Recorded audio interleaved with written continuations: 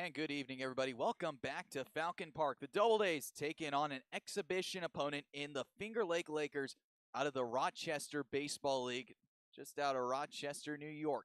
Hope everyone's having themselves a fine Thursday evening. We certainly are up here. It is a nice 75-degree day. Some cloud coverage overhead, but regardless, we are ready for baseball. Let's take a look at the starting lineups for tonight's ball game. First, for the visitors in the Lakers, leading things off will be the shortstop, Kyle Wood, batting second. The left fielder, Carlos Fantuzzi, batting third. The right fielder, Devin Robson, batting fourth. The catcher, R.J. Murphy, batting fifth. The designated hitter, Ryan Johnson, batting sixth. The third baseman, Alan Michael Lefroy, batting seventh. The first baseman, Tiff Davis, batting eighth. The second baseman, Matt Hall, batting ninth. The extra hitter in Dan Fratt, and batting 10th. In center field, Barton Bookmaker. The Finger Lakes will send out Auburn native Brandon Anderson tonight on the mound. Now let's take a look at how the Doubledays will line up as announced by interim manager Logan Matson. Leading things off, the left fielder, B.J. Banyan, batting second. The right fielder, Logan Karwowski, batting third. The catcher, James Bolton, batting fourth. The third baseman, James Mason, batting fifth. The first baseman, Hal Walker Jr., batting sixth. The center fielder, Emil Sander, batting seventh. The second baseman, Kevin Dolan, batting eighth. The shortstop, James Musso, batting ninth. The designated hitter, Huxley Holcomb, and batting 10th, rounding off the order. It's an Auburn High School kid, Mac Mahar. Well, lineups are being exchanged at home plate. We are just about ready for baseball here from Falcon Park. Don't go anywhere. We'll be right back here from the Auburn Doubledays Baseball Network.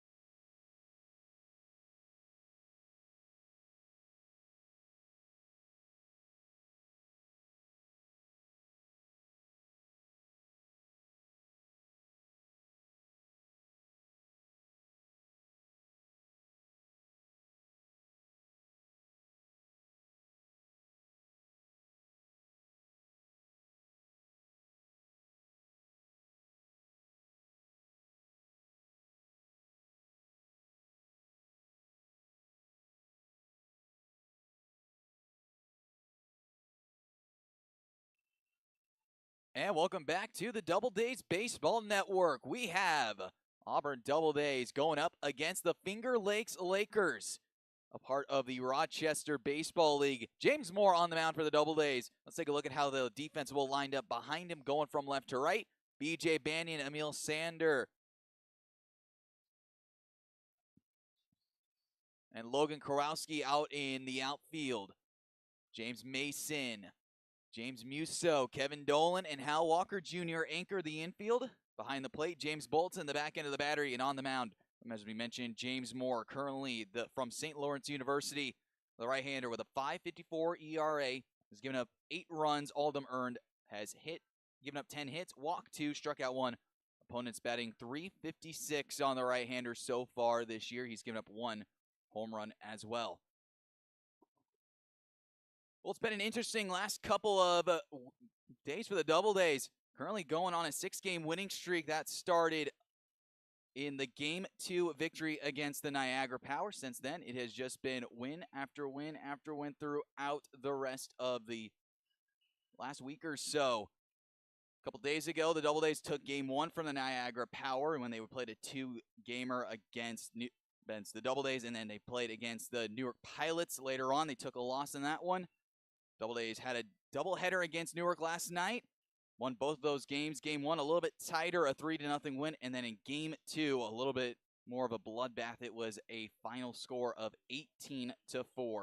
Well, right now the Doubledays at 18-16, 4 games back of the division lead.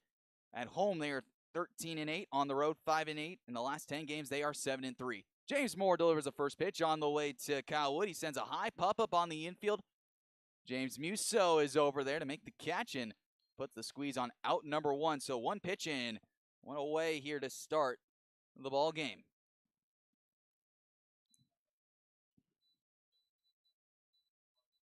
Carlos Fantazzi, the left fielder, due up next. Moore, the right-hander, working from the first base side, delivers the first pitch on the way, swinging a pop-up shallow right field. Korowski moves in on it. He's there to make the catch, and just like that, 2 quick pitches, 2 quick outs here in the top half of the first inning. As I mentioned, this will only be a doubleheader here, or we'll play this one like a doubleheader, or we'll only play a 7-inning in this exhibition game. Devin Robinson, the right fielder, will step into with 2 away. The first pitch on the way from Moore, breaking ball, take in for ball 1, 1 ball, no strikes. Well, this is a men's league out in Rochester, and this team is certainly full of that. You have 18-year-olds up to 30. Here's the 1-0 pitch from Moore. Swinging a line drive foul down the first base side, out in play. And now the count evens up at 1-1. Doubledays, part of the Perfect Game Collegiate Baseball League. This is their 4th exhibition game this year. This is the first one against anyone from the Rochester Baseball League. Here comes the 1-1 pitch on the way. Breaking ball swatted into shallow center field, and it will drop in for a base hit. Emil Sander up with the baseball. He'll send it into the cutoff man. And it's a 2-out knock for Devin Robson, and that will bring up the catcher, R.J. Murphy.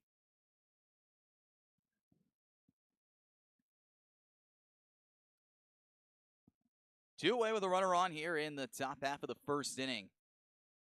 It was originally a scheduled day off for the Doubledays. First pitch on the way, swinging a line drive into center field. We'll finish that thought of the inning over with Emil Sander moving over to his arm side. He makes the catch to end the top half of the first inning. Well, this was a quick one. We'll now go to the bottom half of the inning. Doubledays get their ups. It's 0-0 our score.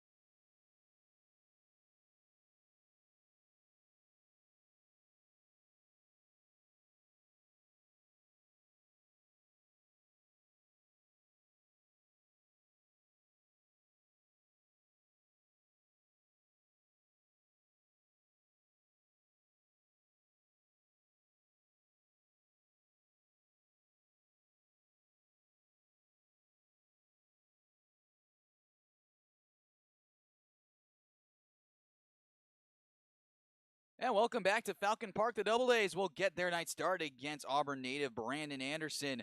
Take a look at the Doubledays starting lineup.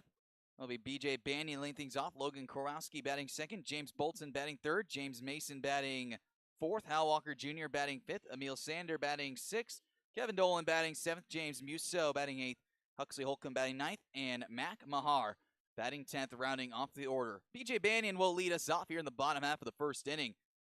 Currently in 3 games played, he's 1 for 6, a $1.67 to start his time in the PGCBL. He faces the left-hander Anderson, who delivers the first pitch on the way. Chopper down to first base, a little bobble by Tiff Davis. He hangs on to the baseball, applies his foot to the bag. It's 1 away. That'll bring up Logan Korowski.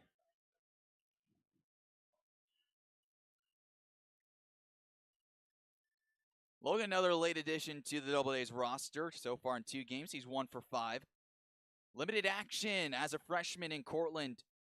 As Anderson delivers the first pitch, a breaking ball inside off the plate for ball 1, 1 ball, and no strikes. 2 for his last 12. Does have a double on the season. Here's the 1-0. Fastball taken on the outside corner for a called strike, 1-1. Korowski and Bolton came pretty much tandem as a pair. A couple of weeks ago, the Doubledays needed more catching and outfield help. The 1-1 pitch, breaking ball, swung on and missed. A big looper over the heart of the plate, gets a swing and strike, 2.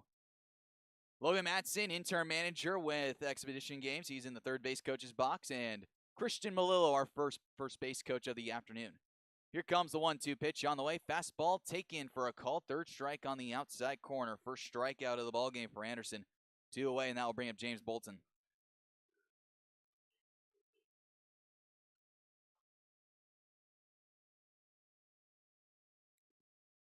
Two away, that'll give another opportunity for a guy who hasn't seen a ton of action so far this year.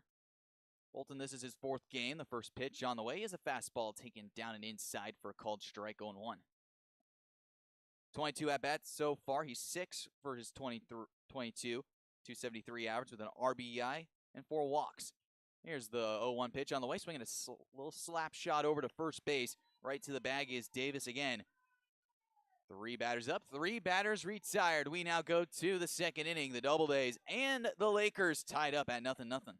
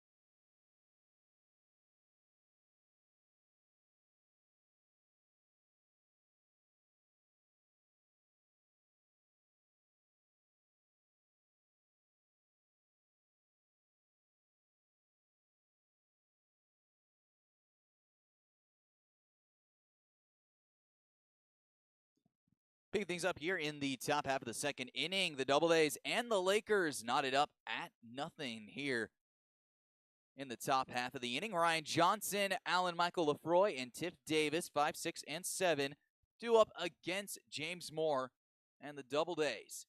Welcome back to Falcon Park here on July the 20th, 2023. Here's the first pitch on the way from Moore. Swinging a line drive down the first baseline, stopped by Walker Jr. Very aggressive baseball being played tonight. He steps on the base and records the first out of the inning. I'll bring up Alan Michael Lefroy. Well, the Doubledays currently entering into this ball game with the magic number of the division lead down to 7 games. The right-hander deals the first pitch. Fastball misses outside, ball 1. Well, the origin of the magic number can be dated all the way back to 1947 between the Boston Red Sox and the New York Yankees, going for the American League pennant. Here's the 1-0 pitch on the way. Fastball over the heart of the plate, taken for a called strike to even up the count at 1-1. Well, in an article on September 12, 1947 of the edition of the Washington Post, starred the Yankees reduced the magic number to 4. The 1-1 pitch, breaking ball, snapped on the inside corner for a called strike 2. The Yankees reduced the magic number to 4. That's the combination of games the Yankees must win or the Red Sox must lose in order to ensure the flag for the Yankees. The 1-2 pitch on the way, swinging a ground ball over to shortstop. Musso's got it, throws across the diamond in time to retire Lefroy. 2 away. That brings up Tiff Davis.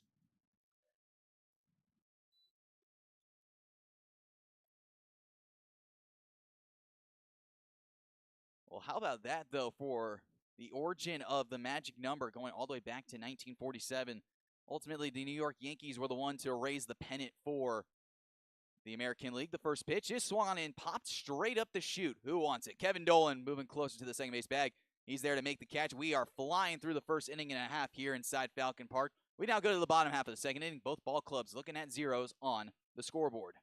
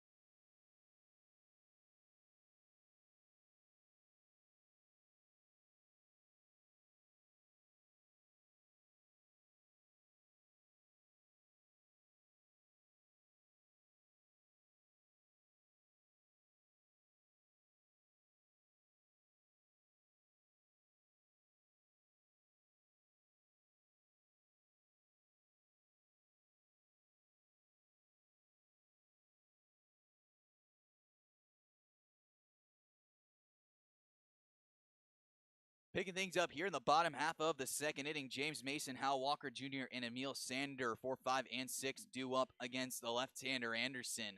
Going back to the comment that we made earlier of the 1947 American League pennant race, that one ultimately was won by the New York Yankees.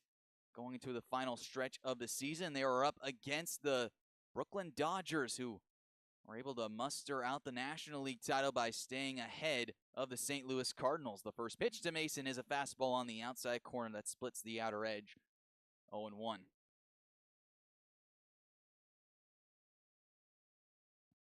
Here's the 0-1 pitch on the way, swinging a tapper foul off the roofing of the crowd behind home plate. That's a different Bat Boy tonight. Wasn't out and running like we've seen the Bat Boys was in game 2 of our doubleheader. Man, that kid was all over the place. He got himself a workout in. Here's the pitch on the way to Mason. Swinging a line drive right back up the box. Almost takes the head off of Anderson into center field. The Doubledays got their first hit of the ball game thanks to James Mason. I'll bring up Hal Walker Jr. Well, that World Series in 1947 was the first World Series for the Brooklyn Dodgers after a lengthy drought. Jackie Robinson helped the ball club make it that far. Played most of his games at first base, seeing a couple of games at shortstop and second base, giving Pee Wee Reese a day off here and there. Here's the left-hander's first pitch to Walker Jr. Swinging a ground ball over to shortstop. This could be 2. Never mind. Decides to go to first base. The bobble will not work out. Hal Walker Jr. beats it out of first base. Our first error of the ball game committed by Kyle Wood, the shortstop. Still nobody away, and that will bring up Emil Sander.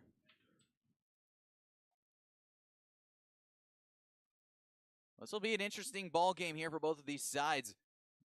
No one in the press box has even heard about the Finger Lake Lakers up to this point. We just found out today. We thought we were going to be facing the Finger Lake Falcons. At least that was the rumor that was spread behind the scenes here. Sander squares around a bunt, pops it foul down the third baseline. No balls and a strike to him. Come to the ballpark and you find the visitors' clubhouse is full of a team that's not the Finger Lake Falcons. Instead, that is the Finger Lake Lakers of the men's league out in Rochester. Always nice to see new opponents here and there. The Doubledays have played a couple of NYCBL teams. A couple against the Syracuse Salt Cats, a game against the Cortland Crush. Here's the 0-1 pitch to Sander, a breaking ball taken upstairs for ball 1, 1 ball and 1 strike.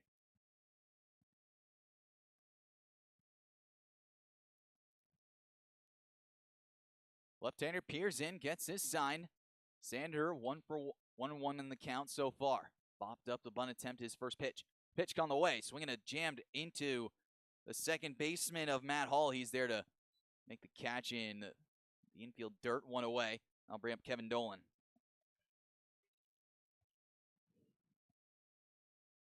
Dolan 3 for his 15 in PGCBL play, batting an even 200, the couple RBIs, and a walk.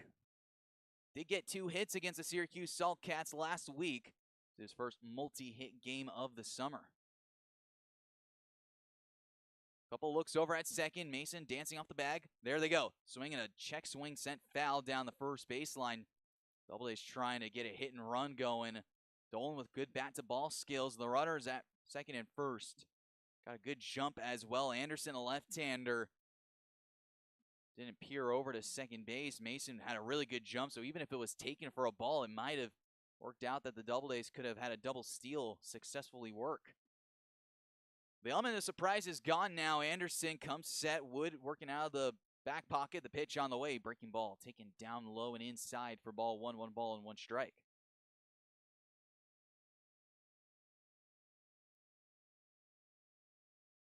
Well, we will be scoreboard watching a little bit later on.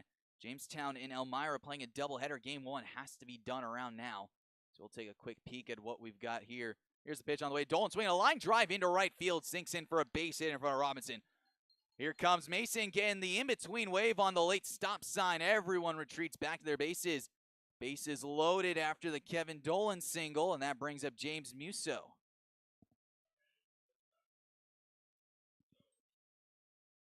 Oh, you're kind of wishing that hit and run came on that pitch. Dolan sent a beautiful line drive into right field for an easy single. That brings up Musso with the bases loaded.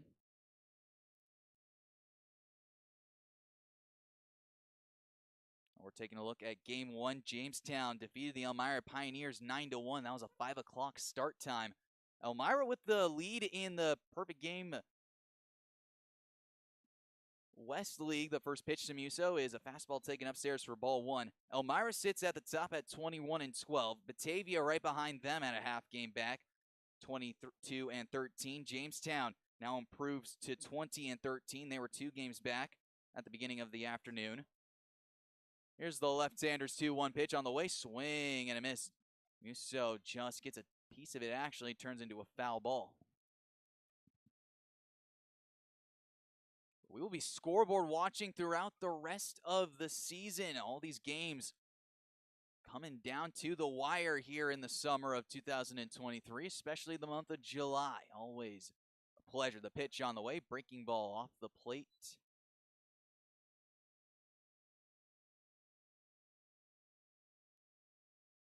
Looks like a seagull has made its way down in shallow right field, playing with something.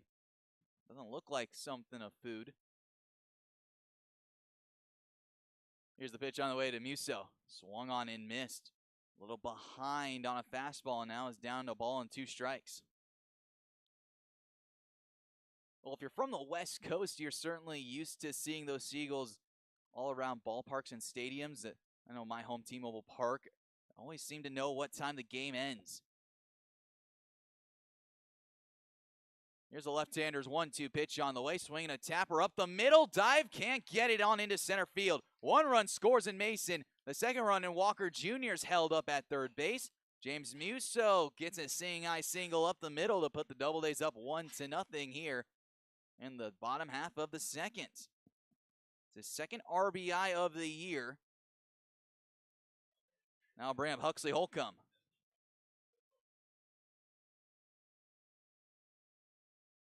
And the Seagull still is making its way down to right field, trying to pick up a little piece of plastic. It's certainly working for the Doubledays offensively, though. Ever since the Seagulls showed up, the runs have started to come. The first pitch, breaking ball taken down low for ball one. We talk about those Seagulls always apparent at T-Mobile Park, even in Oracle Park down in San Francisco. That is especially where they have certainly made themselves their own homes, coming in late after the ball games. Here comes the 1-0 pitch. Fastball catches the outside corner for a called strike one to even up the count at 1-1.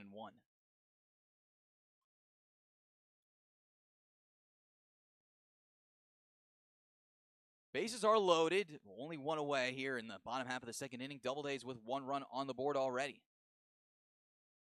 Here's the pitch on the way. Swinging a tapper down the third. Up with the ball is Lefroy. Instead, he's trying to look for anybody to hand the baseball off, and no one is in the vicinity. Another run comes in to score on the fielder's choice.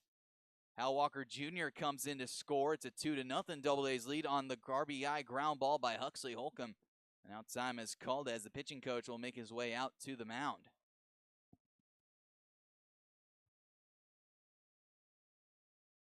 It was a ground ball over to the third baseman, Alan Lefroy. It looked like he was trying to go to second base, maybe even home. Nobody was ready to catch the baseball, so instead, everyone just moves up 90 feet and works station to station.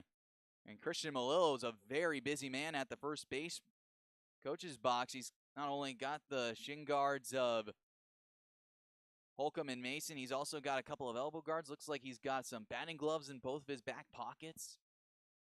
It's a yard sale down the first base line. Only one away, and that will bring up Mac Mahar. First time at Auburn High School, batted .340 over his career. 33 for 97 with 23 RBIs and 6 walks. Makes it 6 doubles. The first pitch he sees is a ground ball down the first base line. And we don't have a call from the home plate umpire, so we're going to presume it is a foul ball. Seeing a lot of first pitch swinging tonight here from both sides. The first 2 outs of the ball game by Kyle Wood and Carlos Fantazzi were both on the first pitch scene. Get your hacks in on the first pitch fastball. Good approach. Here's the left-hander's 0-1 to the plate. Swinging a line drive, looped foul into the crowd down the first base side. And the count goes to 0-2 on the Doubledays 10-hitter. BJ Bandy in the top of the order would be due up next, assuming that Mahar doesn't bounce into an inning-ending double play. Runners take their leads. 2 runs already in here in the top. Make that the bottom of the second. Here's the pitch on the way. Fastball runs above the eyes for ball 2, 2 balls. Make that a ball and 2 strikes. Last exhibition game scheduled this year for the Doubledays, and then it goes down to the wire for the race to the finish. Here comes the 1-2 pitch on the way. Breaking ball off the end of the bat over to the shortstop. Wood has got it. Flips the hall for 1. The relay onto first base is in time. And there's the inning-ending double play. Doubledays do break the scoreboard. They get 2 on the board. We now go to the top half of the third inning. The Doubledays up 2-0 and a new pitcher coming in.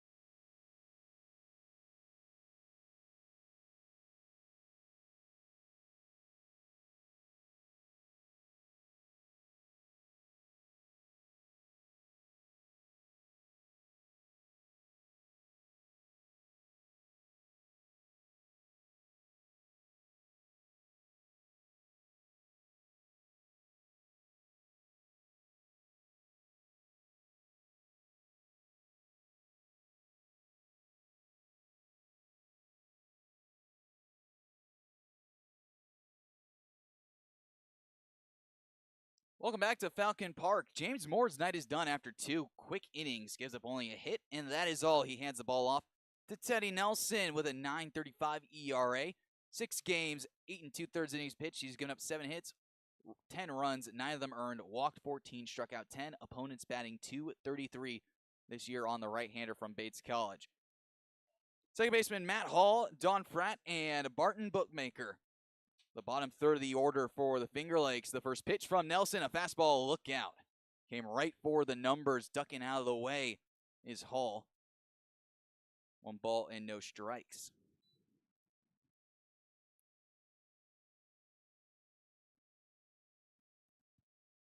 Here's the right-hander's 1-0. Fastball runs a bit too tight on the inside corner for ball 2.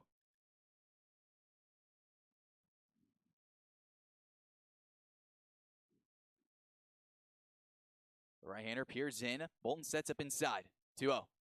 Runs in a little tight for ball 3, 3-0.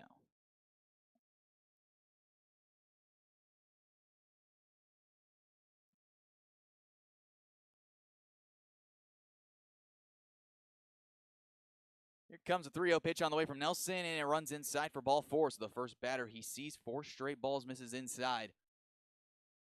The leadoff batter reaches, and now will bring up Don Fratt.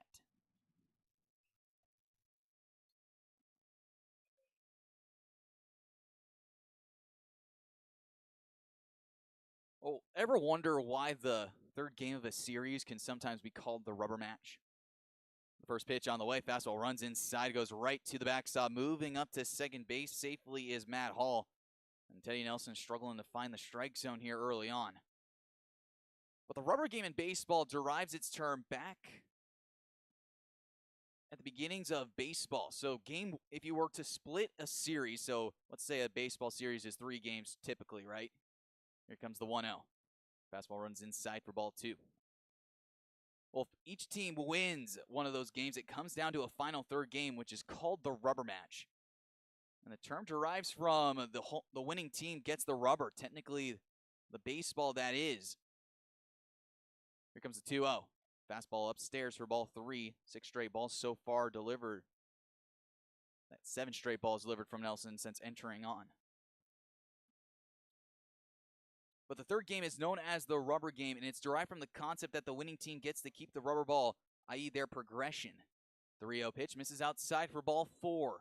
8 straight balls delivered by Teddy Nelson here in the top half of the third inning. That will bring up Barton Bookmaker.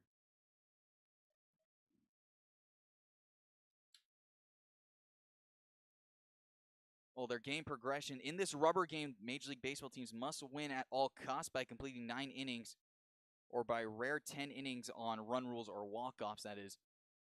At least what we got from MLBRun.com describing the rubber match. A lot of times you see aces pitch in those rubber matches. You try to break up your schedule, at least when you see your pitching rotation ahead of some matchups. You kind of want your ace to either throw in game 1 or game 3. There are 2 things that you have to look at if you're an MLB manager, just a manager in general. You want to have your best pitcher going out that first game or that last game to either win that first game at all costs or win that third salvage game at all costs, at least. See if you can scrap a game away from a series. The first pitch misses inside to Bookmaker, ball 1. Just interesting developments when you take a look at the game of baseball and how it's come through history. Here comes the 1-0. Fastball runs in too tight for ball 2. Even the Doubledays history, at least from baseball in Auburn, not just stemming from the Doubledays, but baseball history starting in Auburn in the late 1800s. The Auburn Nines. Here comes Nelson's 2-0. Fastball catches the heart of the plate for a called strike. It's now 2-1, and we have another right-hander warming up in the bullpen in case Nelson struggles to get out of this third inning. Here comes the 2-1. Fastball, look out, runs inside, brushes the kneecap of Bookmaker, and now the bases are loaded here with nobody out in the top half of the third inning. That sends the top of the order back up to Kyle Wood. So 3 straight free passes Not exactly the start that Nelson wanted in this one. Now's the deal with the top of the order. Here's the first pitch on the way. Fastball taken on the inside corner for a called strike, 0-1. Can't really trying to take a look at who's warming up in the bullpen. Hard to tell from back here. Here's the 0-1. Fastball runs inside off the wrist. No, it gets on straight through to the backstop. Here comes Matt Hall in to score.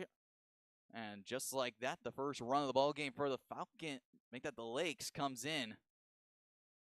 It's now 2-1. Run scoring on the wild pitch.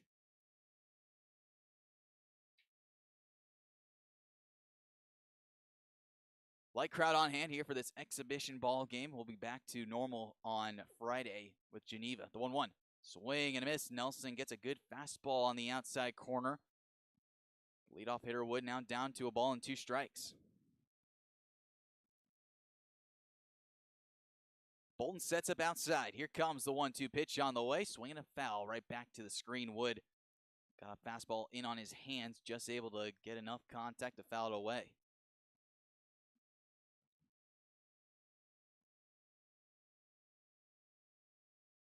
Couple of shakes of the head before coming set. Nelson working from the first base side of the rubber. Here comes the 1-2 pitch. Fastball runs inside off the plate for ball 2. Count evens up at 2-2 on Kyle Wood. 0-for-1, he popped out to the shortstop on the first pitch of the ball game.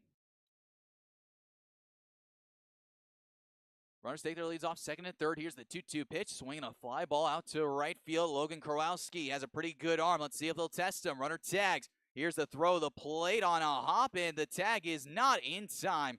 Just getting ahead of the throw is Don Fratt. He's in to score. And just like that, this ball game is tied up at 2-2 here inside Falcon Park.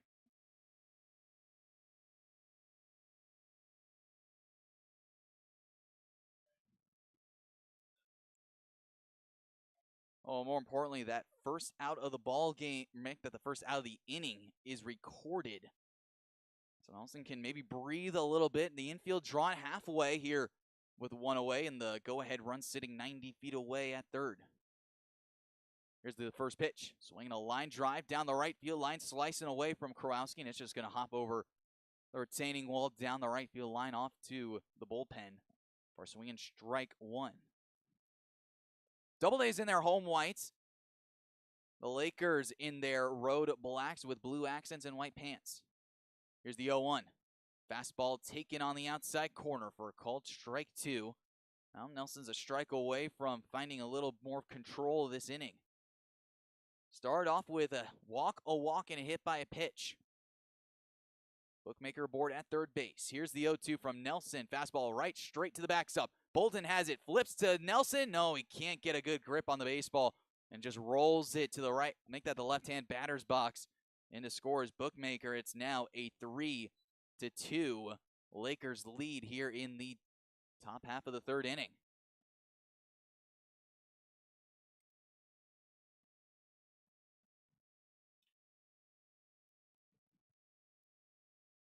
Here comes the right-hander's 1-2 pitch to the plate. Swinging a line drive, left center field. Banyan giving chase, lays out, can't make the catch. It gets on by him to the warning track. Emil Sander cuts it off, making the turn and stumbling, trying to get back to the bag at second is Fantazzi. He's there back to second safely on a 1-out double, puts another runner in scoring position. Now bring up the 3-hitter, Devin Robson. He's 1-for-1 already.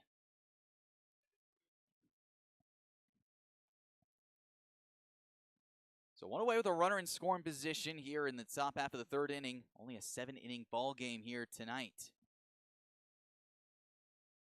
And it's eyes on the prize, horse blinders on. First pitch, breaking ball, sent foul down the first base side. We take a look at the games that we got left. Either have 9 or 10, depending on if you try to make up that Batavia ball game that was postponed, rained out back in Batavia on Saturday night. The 0-1 pitch is a fastball that runs right to the numbers of Robson. The second hit by a pitch so far this evening for Teddy Nelson. Double play is back in order with the catcher R.J. Murphy coming up. Right-hander digs himself into the batter's box. The left-hander for the Doubledays, whoever it is ready to go. Looks like possibly Cooper Polokovich might be the one coming in. Fastball runs inside for ball one. Yeah, it looks like the number 13 jersey is warming up in the bullpen.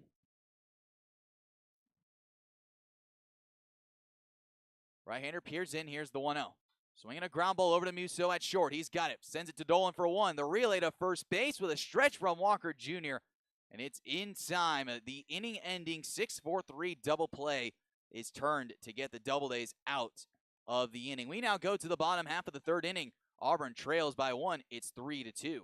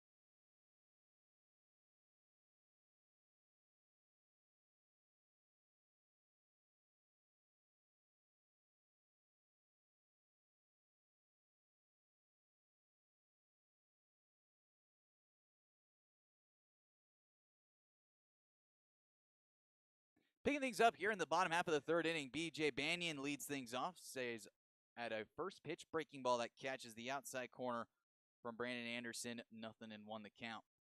3 runs scored by the Finger Lake Lakers in the top of the third. The 0-1 pitch is a breaking ball that catches the back door for a called strike 2. Left-hander working from the third base side of the rubber deals the 0-2 pitch on the way. Breaking ball swung on and missed. Banyan comes up empty after 3 straight breaking balls. One away, that'll bring up Logan Kowalski.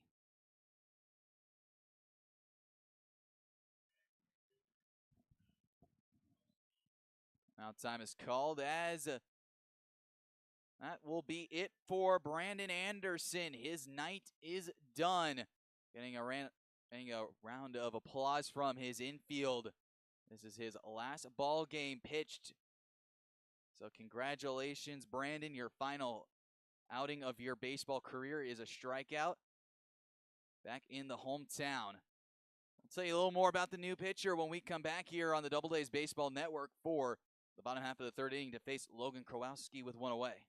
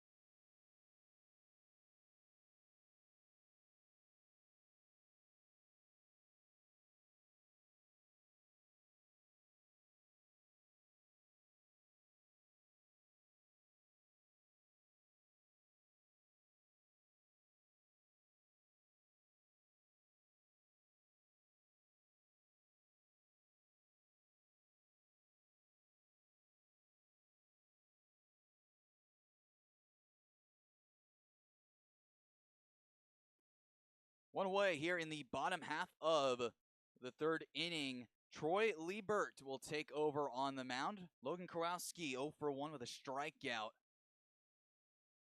With one away here in the bottom half of the third inning, Michael Sills now in the first base coach's box. He's got the stopwatch and the shell cap on, closing pitcher for the Doubledays. First pitch from Liebert is a fastball taken off the outside corner for ball 1. 1 ball and no strikes.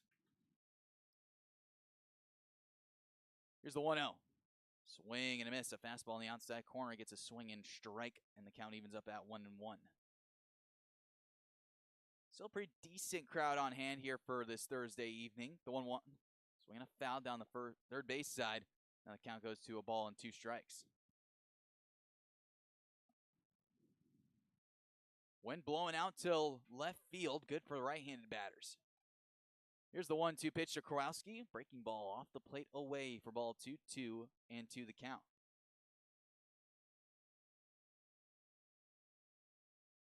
Here's the 2-2. Swing and a miss. Kowalski chases a fastball above the letters for a swing and strike 3. His second time going down on the strikes tonight. 2 away, and that'll bring up James Bolton.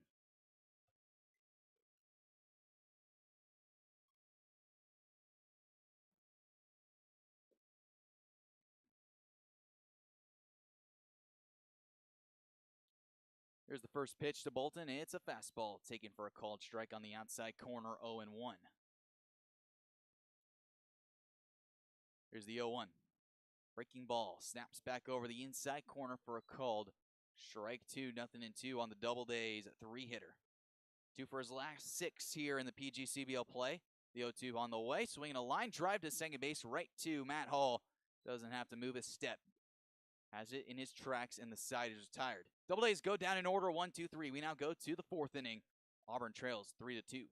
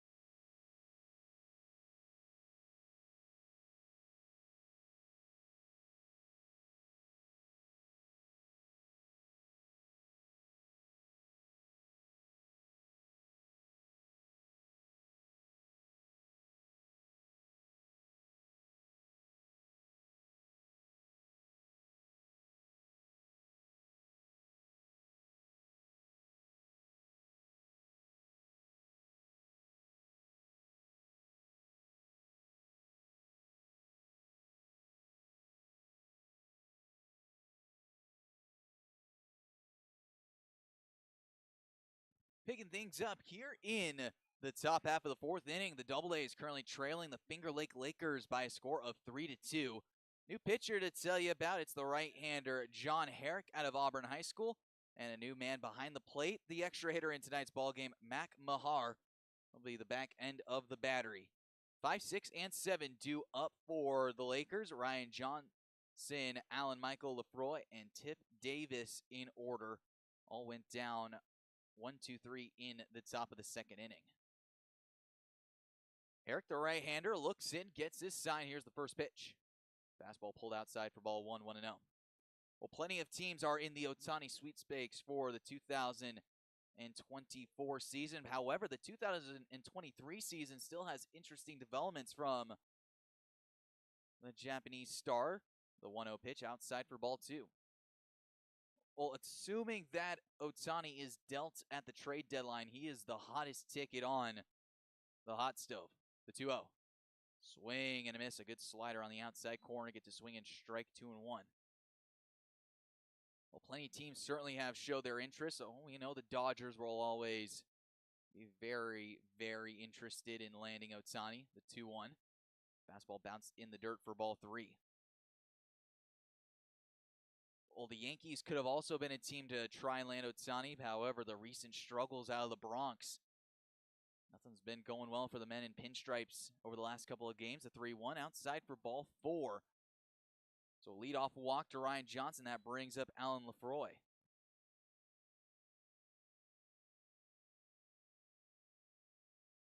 Well, going into the season, you would not have expected certain teams to be struggling the way they have been. Now you have your obvious, the Mets, who spent a lot of money in the offseason just to see themselves below 500. The first pitch, wow, what a stop by Mahar, just able to get the hands on the baseball. San Diego Padres, another team that spent an enormous amount of money. Had to trade top prospects to land Juan Soto at the deadline of last year to push him over the edge. Got him past the Dodgers in the National League Divisional Series, but ran into the buzzsaw that was the Philadelphia Phillies for the NLCS. The 1-0. Fastball runs upstairs for ball 2. Now, you thought that at least the Mets and the Padres up to this point would certainly be more of contenders. That's just not been the case for either side. Both overspending in the offseason to see themselves well below 500 and out of the playoff race. The 2-0 bounces in for ball 3, 3-0. Well, the Texas Rangers have certainly made themselves a presence to be known. That high-powered offense in the American League West, currently 4 games over the Houston Astros for the division lead. 3-0. Upstairs for ball 4, back-to-back walks, and now that'll bring up Tiff Davis. But the question mark on where Ohtani will land and if Ohtani will even be dealt during the hot stove. Certainly the Angels will no longer be having Ohtani after the end of the season. He will hit the free agent market. The first pitch. Fastball taken for a called strike on the outside corner. Davis 0-1. Popped out to second base to end the bottom of the second. Look at Tampa Bay just absolutely grinding through the American League right now. The 0-1. Swinging a foul back to the screen. It's now 0-2 the count. And you thought about the hot start that they had starting their season off. 10 straight wins and then climbing a little bit more after that. Didn't think that that success would sustain, but Randy Arozarena and company have certainly made themselves one of the contenders for the World Series. The 0-2. Fastball pulled off the outside corner and straight to the backstop through Mahar. Everyone moves up 90 feet. Johnson over to third base and Lefroy over to second.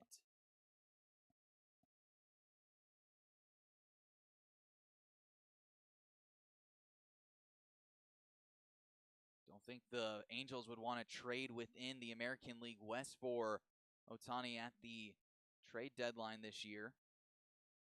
Baltimore could possibly land him. Here's the first pitch. It swung on and popped up. Foul first base side. Hal Walker Jr. gives it a look. It's off the netting. Foul. Take a look at the American League East right now. Baltimore and Tampa Bay currently tied at the top. Baltimore 58-37. Tampa Bay 60-39. Here's the 1-2 pitch on the way. Swinging a tapper right back to the mound. Herrick will take a look. Sends it over to first base. It's in time. One away. Tiff Davis is retired for the second time, and that will bring up Matt Hall with one away.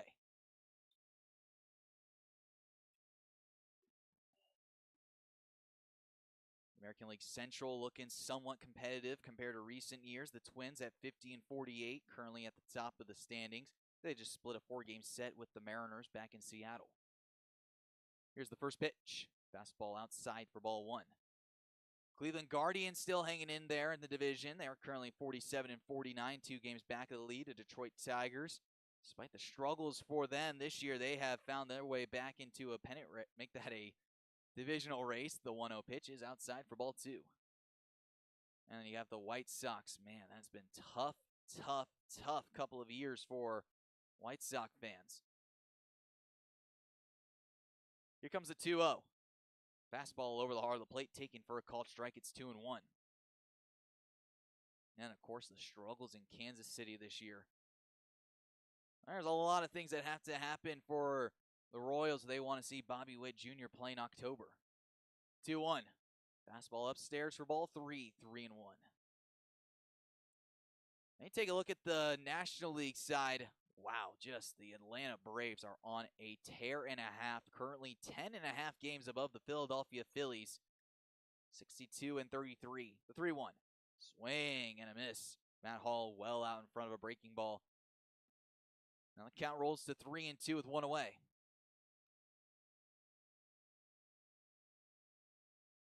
And the right-hander deals.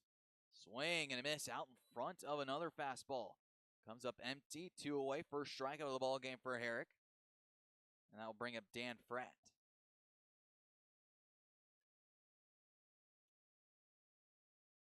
National League Central looking tight as well. The Brewers currently leading 54-43. The first pitch to Fratt is outside for ball 1. Cincinnati, ever since adding De La Cruz, have found themselves in a winning spot. 52-46, 2.5 back of the division lead. The 1-0 fastball misses upstairs for ball 2. Then you got the Chicago Cubs, 8 games back. They've been certainly playing a little yo-yo. Cody Bellinger back to his potential. Nico Horner, the 2-0. Breaking ball taken for a called strike on the inside corner at 2-1. They have the Cardinals. Wow, what a disappointing season so far for the Redbirds. MVP at first base. Another possible MVP at third, the 2-1. Swinging a pop-up on the infield. James Mason heading over towards the third base dugout, running out of room, up against the railing. He's there to make the catch. Put an exclamation point to the end of the top of the 4th inning. James Mason takes one back from foul territory. We now go to the bottom half of the 4th inning. The Doubledays down a run. It's 3-2.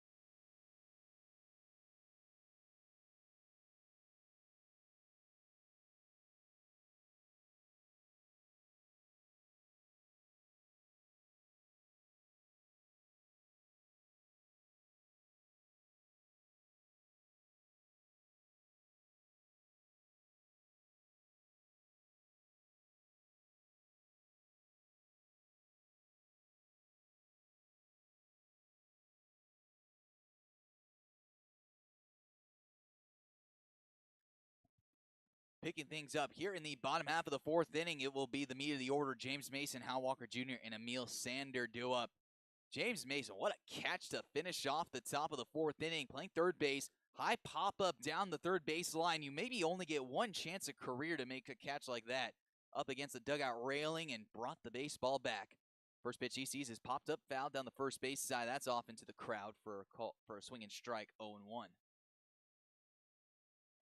We're talking up here in the booth between innings. We're talking about the Ohtani sweepstakes in between innings. Forgot to mention another prevalent Florida team. Here's the foul ball. Third base side running out of room. The catcher running up against the netting. Can't make the catch. It's another foul ball. 0-2. James Mason lives to see another at-bat, makes to see another pitch.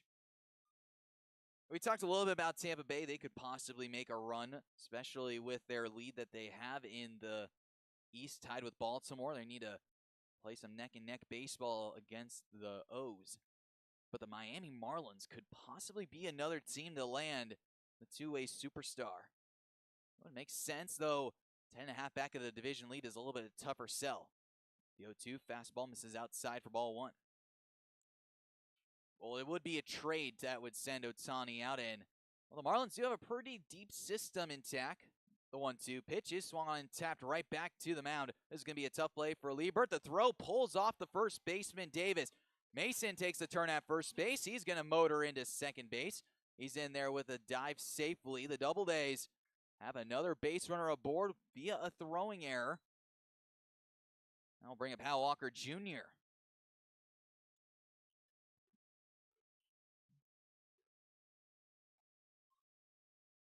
Pitcher warming up in the bullpen for the Doubledays, Alex Piccolo.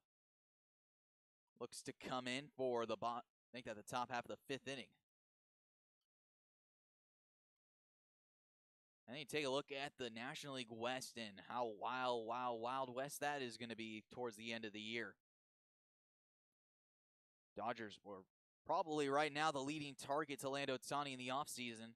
First pitch to Walker Jr. is a fastball upstairs taken for ball 1.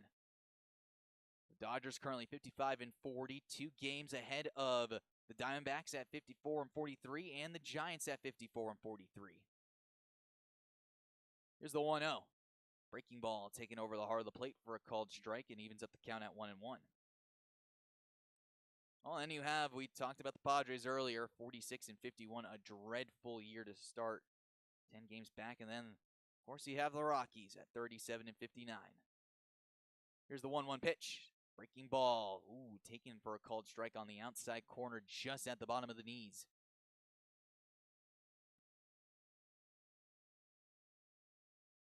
It's all right, Andrew Isdale. The Mariners aren't doing much better. They just a little bit, but it's not much. Mason will lead off second. The 1-2 pitch. Swinging a foul back to the screen. Count will stay put at a ball and 2 strikes.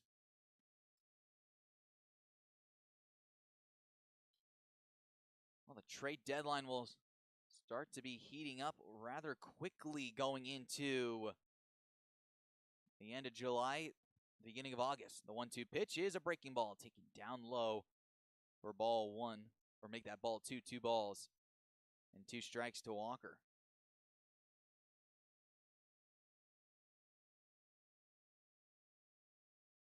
The right-hander looks in, gets his sign. Mason off the bag at second. Here's the 2-2 pitch to Walker Jr. Swinging a pop foul down the first baseline out of play. And we'll try it again at 2 balls and 2 strikes.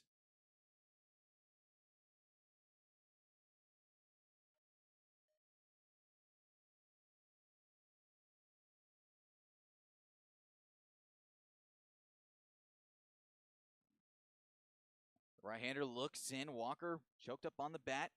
Move over to second base. Back in with a dive safely is Mason. Kyle Wood, the shortstop, was playing right in the back pocket of James. He was able to get back to the bag safely. Here's the pitch on the way. Fastball downstairs, taken for a called 3rd strike. Al Walker Jr. walking away frustrated on a pitch that probably ended up the pitch down low. 1 away for the Doubledays, and that will bring up Emil Sander.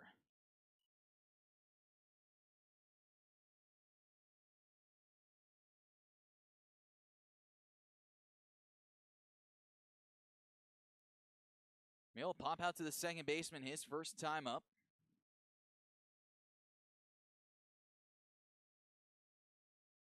Here's the first pitch on the way. Breaking ball taken down in the dirt for ball 1, 1 ball.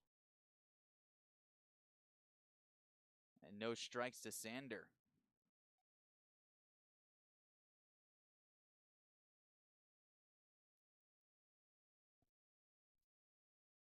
Couple looks over at second. Here's the 1-0. Fastball taken for a called strike on the outside corner, even at the count at 1-1.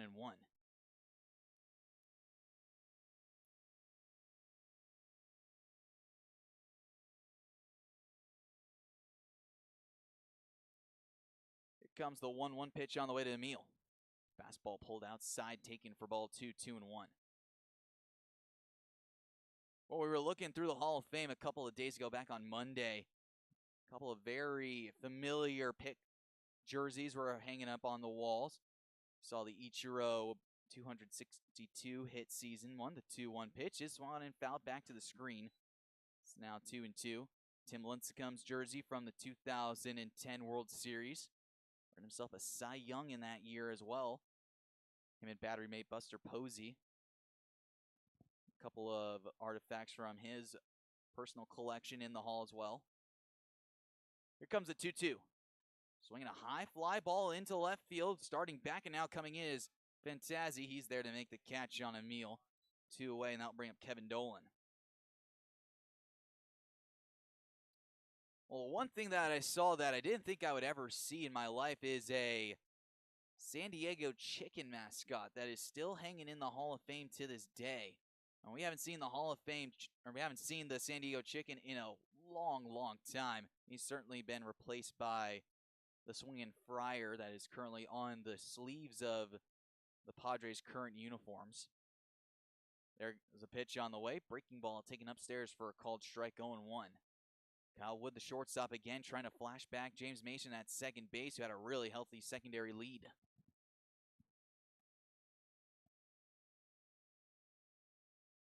Here comes the 0-1 pitch on the way. Slider taken down low for ball 1-1, ball 1 strike. Well, now the topic of mascots has started here in the booth, and we'll continue it. He had the San Diego Chicken back in the day. Probably the most famous mascot in sports at the time. Maybe next to the Philadelphia Phillies, the Philly Fanatic. Here's the 1-1. Swinging a tapper over to second base off the mound. Matt Hall's got it, sends a throw over to first base, and it's in time to retire the side. We now go to the 5th inning. The Doubledays trailing 3-2.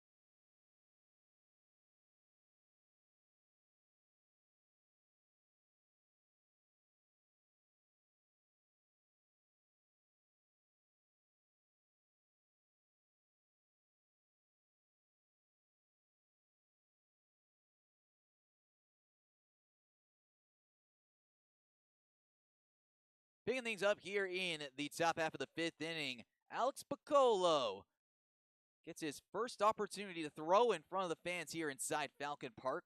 Currently 0-2 on the year. 3 innings pitched. He's given up 8 hits, 8 runs, 7 of them earned. Has walked 3, struck out 3. He's given up 1 home run and a double.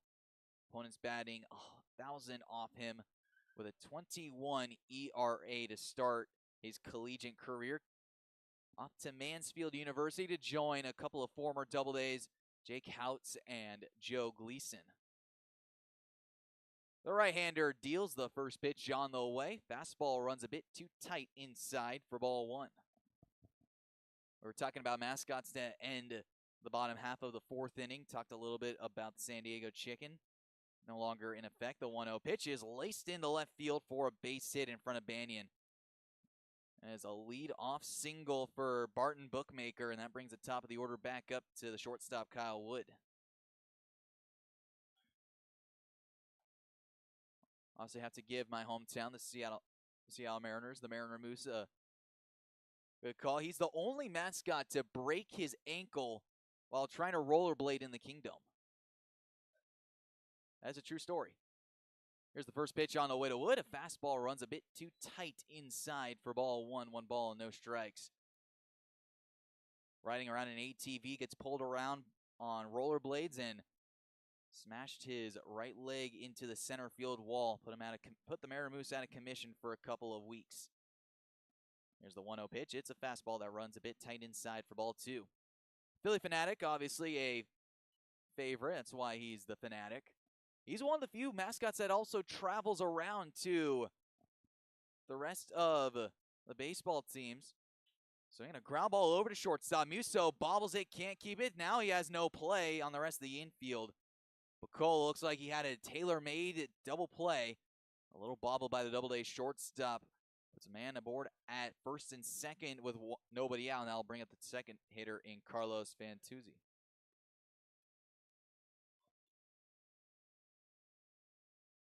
First error of the ball game for the Doubledays, 2 for the Lakers. And I saw when the Phillies made their trip, there goes a runner. Fastball, make that a breaking ball taken upstairs. Then the runners moved up on a miscommunication from Piccolo and the catcher, McMahar. Second and third here with nobody out in the top half of the third inning.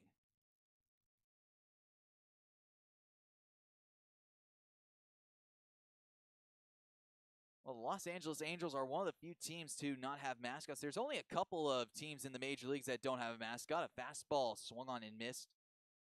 The count evens up at 1-1. New York Yankees are one of the teams that doesn't have a mascot as well. Dodgers don't have a mascot. Here comes the 1-1. Breaking ball misses upstairs for ball 2. A lot of people do forget that the Boston Red Sox do have one. It's Wally, a literal green monster. Here comes the 2-1 from Piccolo. Swinging a line drive foul back to the screen. It's now 2 balls and 2 strikes. The count is evened up. The Tampa Bay Rays have Raymond. The rest of the AL East. I have to go through the whole list of teams and try to figure out which ones do or do not have mascots still. Here's the pitch on the way. Swinging a line drive foul down the first base side out into the crowd. Baltimore has O-Bird. I think it's Oriole Bird, I believe, is the name for the Baltimore mascot. The Blue Jays have Roger. It's like the Roger Communications and the Rogers Center that hails from Toronto. The 2-2 pitch from Piccolo, breaking ball, foul overhead.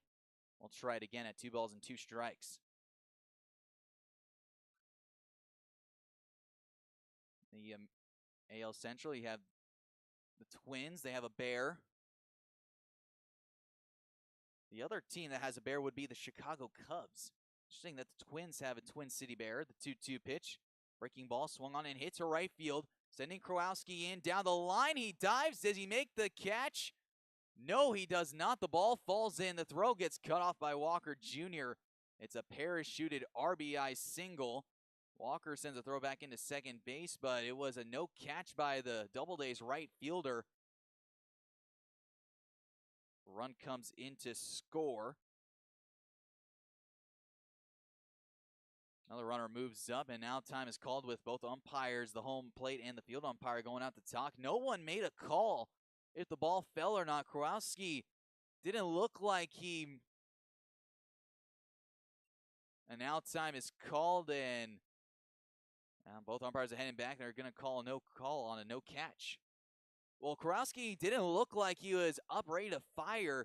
He was looking to see if any of the umpires were to have made a signal. Neither of them actually made the outer safe call. So the ball just kind of fell in, and then the throw just came back into the infield. Confusing play. Runners at the corners. The first pitch to the 3-hitter Devin Robson's a fastball taken for a called strike, 0-1.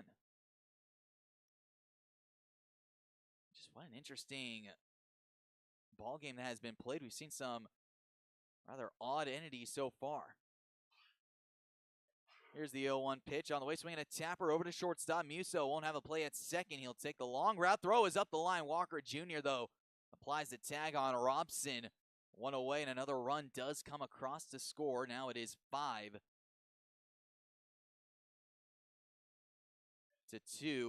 Lakers. 2 runs in here in the top of the 5th inning.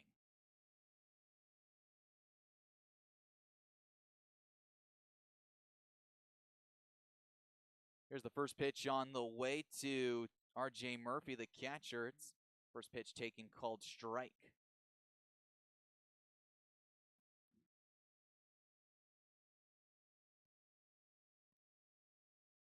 The right-hander peers in, gets his sign from Mahar. Here's the 0-1. Breaking ball, taken downstairs for ball 1, 1 ball, and 1 strike. This is only a 7-inning exhibition game between the Lakers and the Doubledays. Here comes the 1-1. Breaking ball loops on the inside corner for a called strike. It's now a ball and 2 strikes. The count on R.J. Murphy. He's 0 for 2 with a line out and then a 6-4-3 double play back in the 3rd. Here's the 1-2. Swinging a pop-up down the first base line. Kowalski moving in. Now he can't make the catch in foul territory. And we'll try this again at a ball and 2 strikes. The right fielder for the Doubledays was running out of room. Probably noticed that the retaining wall was coming up quick and pulled up just a second too early. Sends another life to R.J. Murphy.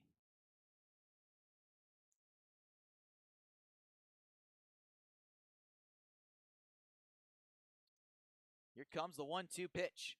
Breaking ball roped on the ground over to shortstop, off the tip of the glove of Musso into left field for a base hit. Taking a wide turn around first base is R.J. Murphy. And the dropped baseball down the line will come back to hurt. It's a 1-out single that puts runners at the corners here with 1 away. That brings up Ryan Johnson.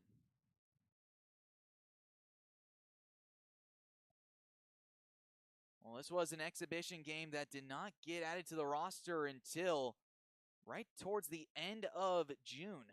There goes the runner at first base, swinging a twist. The throw over to second base is on time. Dolan now with the plate. It's not in time there either. It's a stolen run for the Lakers. It's now a 6-2 ball game.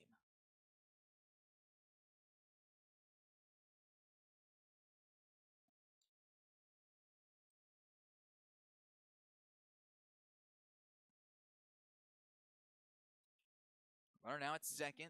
The 0-1 pitch is a fastball taken down low for ball 1, 1 ball and 1 strike. This is exhibition games at its finest here at the ballpark. They have 2 very important balls that were put in play, not be caught. Here's the 1-1 pitch, popped up on the infield. Who's going to take it? Hal Walker Jr. gliding towards the middle of the infield. He's there to make the catch. 2 away, and that will bring up Alan Lefroy.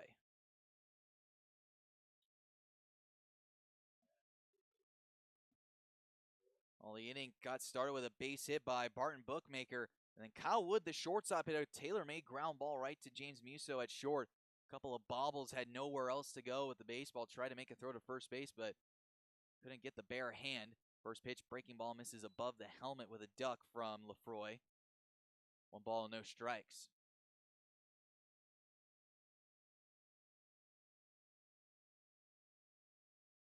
Here's the 1-0 with the runner taken off the third. Swing and a foul back to the screen. R.J. Murphy was in flight, headed for third base. The Doubledays middle infield not really working. The runner and Murphy back. Second baseman Kevin Dolan's the closest in the vicinity, trying to keep him somewhat anchored to the bag at second base, but right now it's pretty much a full rain. Pitch on the way, swinging a pop-up down the first baseline. Walker Jr.'s in retreat. He's got some room. He's there to make the catch up against the warning track. The sider's retired. Tough inning for Bacolo. 3 runs come in. 1 error also committed. We now go to the bottom half of the 5th inning. Doubledays trailing 6-4. Make that 6-2.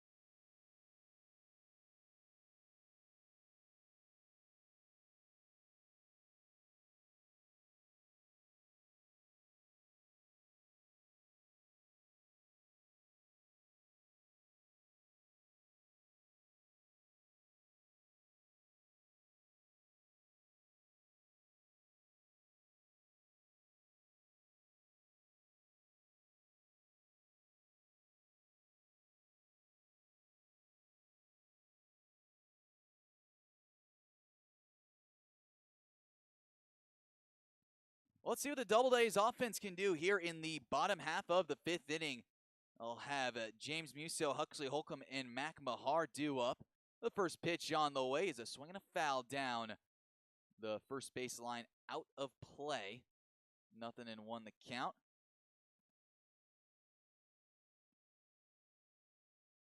Auburn has a left-hander up and throwing in the bullpen. The 0-1 pitch is swung on and popped up into straightaway center field. Barton Bookmaker is there. Very quiet night so far. Makes the catch for out number 1. Bottom of the 5th inning, the 6th inning, and then however many innings you need in the 7th inning. And that will be it for exhibition baseball for the 2023 summer. And then it is a race to the very end of the year. Here comes the 0-0 pitch on the way. Fastball taken outside for ball 1 to Huxley Holcomb. For Worcester Academy, batted .344 on his career, 22 for 64. The 1-0 pitch is a slider, taking a swing, and a check swing is called down the first base line. 1-1 the count now. 14 RBIs, 5 doubles, and 3 triples for Huxley. Off to Cornell in the fall. Here's the 1-1 pitch on the way. Breaking ball doesn't catch the back door. 2 balls and a strike.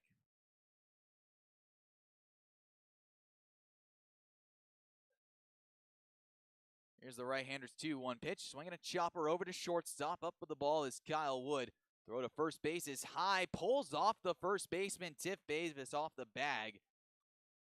So Huxley Holcomb safe on the throwing error. Now time is called as both umpires now will have a quick little chat and see if the home plate umpires saw anything different. Well, you already have your shortstop playing in. It's kind of a shock that he pulls the baseball arm side. New first base coach is Carson Gross will take over the duties, and now they're going to call Huxley out. Well, that certainly gets some boos running from the crowd. It's one of the few times you see a umpire overturn a pulled foot off the bag at first base. 2-away now, bring up Mac Mahar. First pitch. Swinging chopper down over to shortstop again for Wood. He's got it this one a little more on target. And that ends the inning for the fifth. We now go to the top half of the sixth inning. The Doubledays currently trailing 6-2.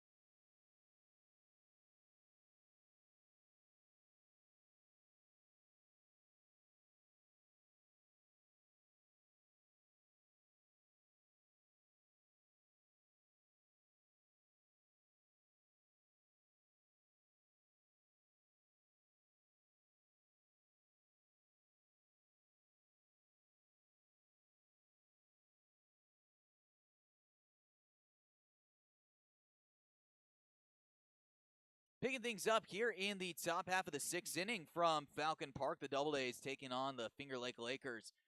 Logan Kowalski started the game in right field. He's now on the bump pitching.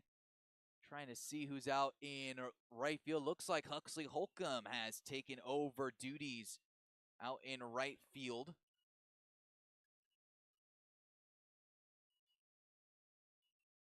But we take a look at the updated standings after the 10-1 or 10-2 loss from Jamestown to Elmira. The first pitch from Kowalski is a fastball taken inside for ball one. But currently, Batavia and Elmira tied at the top, 22 for 13. Currently, Jamestown at 20 and 13 is a game back. Here's the 1-0. Fastball zips in on the inside corner for a called strike to even up the count at 1-1. Niagara then at third, make that fourth place. 3 games back at 18 and 15. And then there's the Doubledays, 18 and 16, 3.5 back.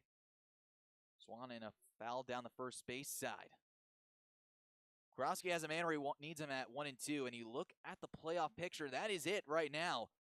If the season were to end today, apparently the Doubledays still would make it in the postseason despite being a half game behind Niagara. We don't really know the exact cause of why that is. We've heard there could be a forfeit cause between Newark and Geneva or Newark and Niagara, but there isn't exactly confirmation there. Here's the 2-2 pitch on the way, swinging a line drive over the leaping head of James Musso into left field for a base hit. First batter that Tiff Davis sees, or first batter that Kurowski sees, is a base hit.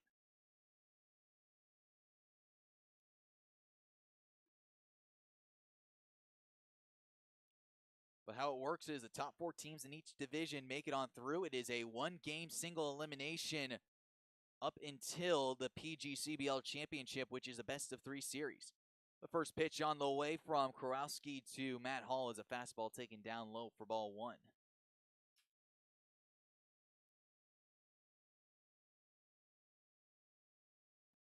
Move over to first base. Back in standing safely is Davis. Hall an 0 for 1 night with a walk and a run scored.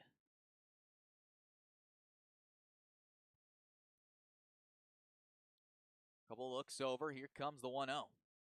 Fastball zips in at 79 on the outside corner for a called strike to even up the count at 1. And if that were the case, if the season were to end today and the Double A's do make it on through, oh, that means it's off to, probably would go up to Batavia.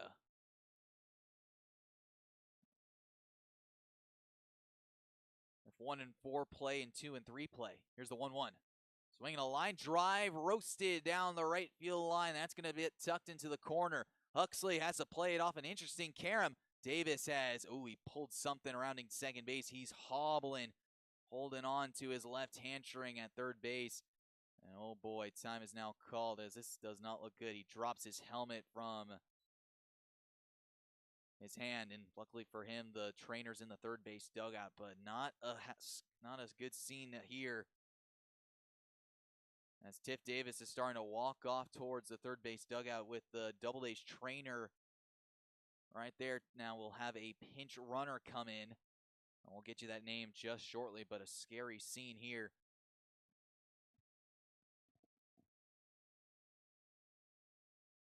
It's the second possible injury we've seen on this field this year.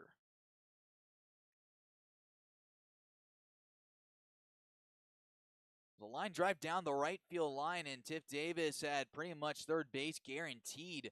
The ball taking a weird carom off the wall. It was rounding second base when he held up his body and started grabbing his left hamstring.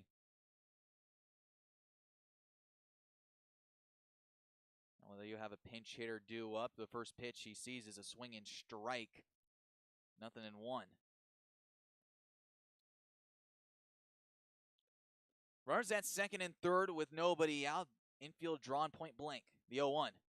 Swinging a pop foul off the netting behind us, and now the count goes to 0-2.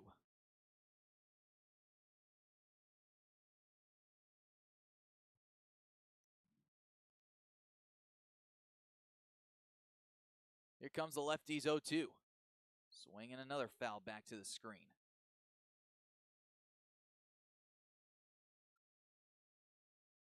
Take a look at the schedule going forward for the Doubledays. Plenty of opportunities to make amends. Got Geneva coming to town on Friday, and then it's off to that place. Elmira back to Dunn Field for Saturday Night Baseball on the 22nd. That's a very important ball game. The 0-2 pitch is a fastball taken off the plate away for ball 1. The Doubledays have yet to win in Elmira, 0-3 when traveling to Dunn Field, and every single one of those games has ended in a 1-run loss. Here comes the 1-2. Fastball upstairs, check swing. Does he go around? And the field umpire will ring him up. Well, how about that? One away, and that will bring up the center fielder, Barton Bookmaker.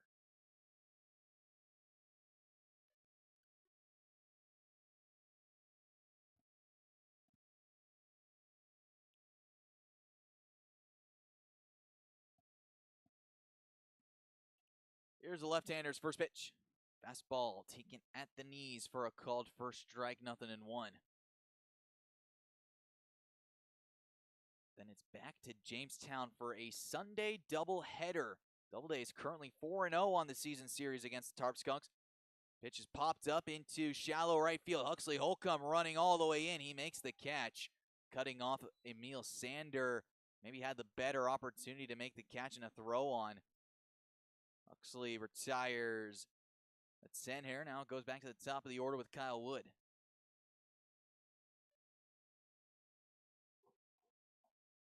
Wood, it's been a 0 for 2 night with a sacrifice fly, reaching on an error and a run scored. Back in that lengthy 5th inning. Here's the first pitch from Kurowski, swinging a fly ball into center field. Make that into the shallow center field with James Musso backing up into the outfield grass to make the catch, and the Satyrs retired. Kurowski gets in a little trouble, but ends up escaping the jam. We now go to the bottom half of the 6th inning. The Doubledays trail 6-2.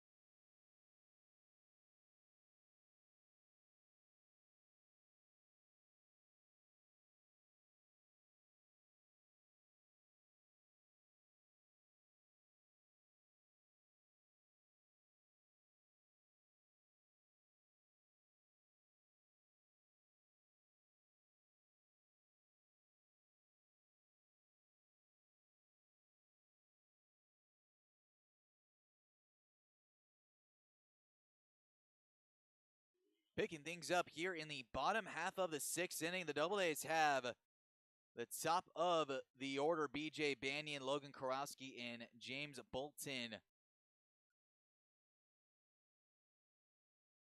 1, 2, and 3 due up against the newly entered left-hander for the Lakers.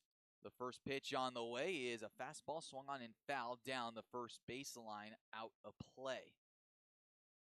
Banyan 0 for 2 nights so far. Ground out to first to begin the bottom half of the first, and then a strikeout in the third.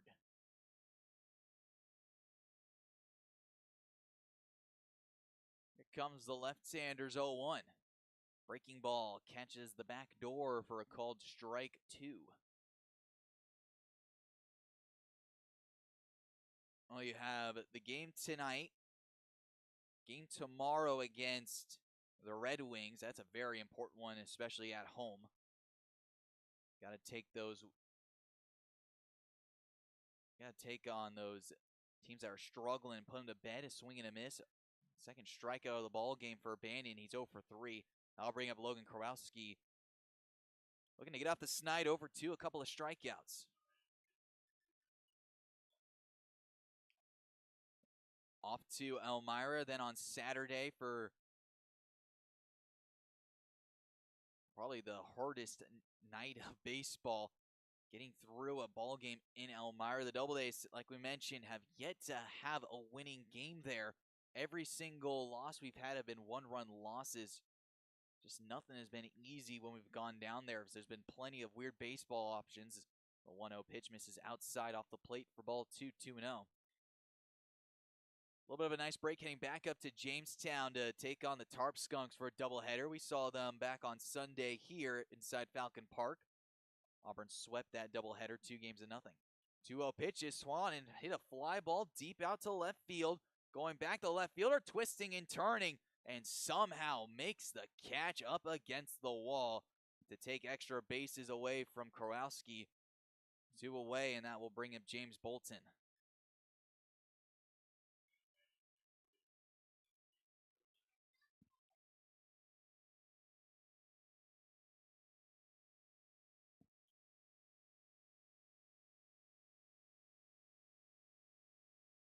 Bolton 0 for 2, a line out to the second baseman his last time up. The first pitch, fastball at 89 that runs off the outside corner for ball 1.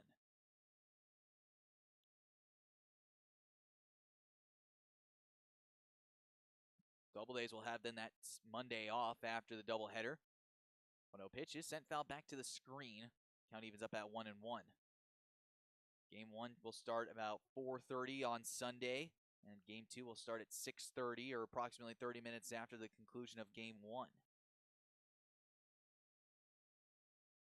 Here comes a 1-1 pitch on the way to Bolton. Fastball runs downstairs for ball 2. And then on Wednesday, you have that, or I guess you have the Monday day off, and then on Tuesday, you take on the Pilots back at Colburn Park. The 2-1. Breaking ball taken for a called strike at the bottom of the knees. Count will even up once again at 2-2. And it's back to Falcon Park for Thursday, the 27th. Elmira comes back for one more visit. The 2-2 pitch taken down low for ball 3. Now the count runs full 3-2.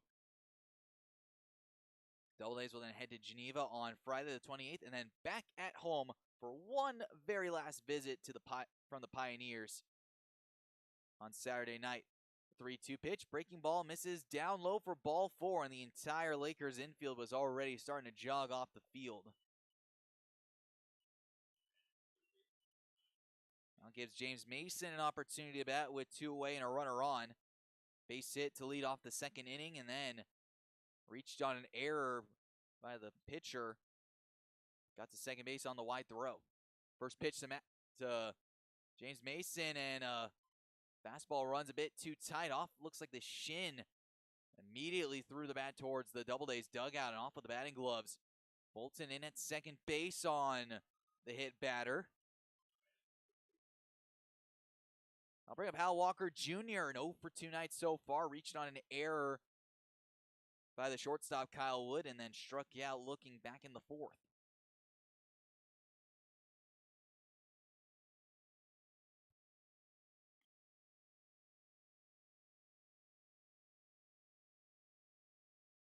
Couple looks over at second, runners at first and second, 2 away. The pitch. Breaking ball catches the outside edge for a called strike at 0-1. So plenty of baseball left in the season. That means anything could happen going forward. Some teams get hot like the Doubledays right now, make them dangerous. The 0-1 pitch is fouled to the screen back. Like we mentioned, though, anything can happen going into the final couple of weeks of the season. We talked about last night, game 162. A historic run for the Tampa Bay Rays, Boston Red Sox falling, and then on the National League side, the St. Louis Cardinals sneaking in after a loss from the Atlanta Braves to the Philadelphia Phillies. Here's the 0-2. Swinging a chopper foul down the first baseline. So we'll try it again at 0-2.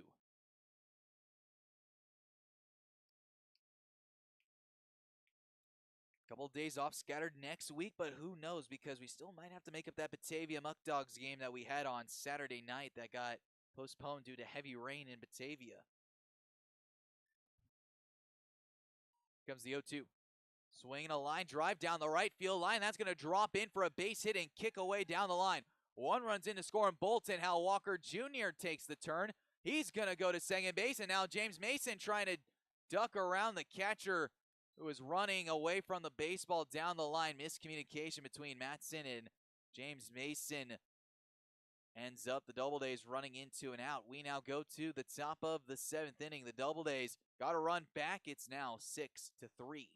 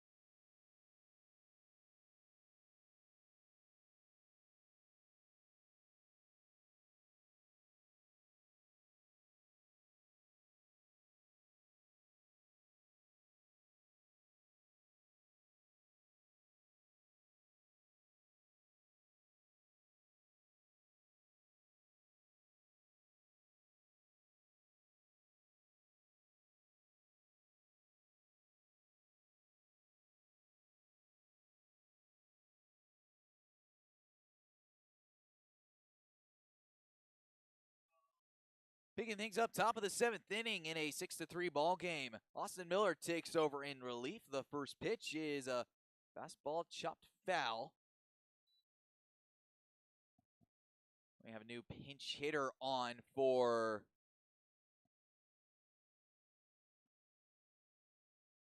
the Lakers. Comes the 0-1. Fastball runs in too tight. 1 ball, 1 strike. Jesus Rodriguez Ramos now playing left field. Here's the 1-1. Swinging a tapper down to first base. Walker's got it. Sends a toss over to Miller. It's off the tip of his glove. And it rolls away down the first base line. And things are looking from bad to worse for the Doubledays this evening. And that will bring up Devin Robson.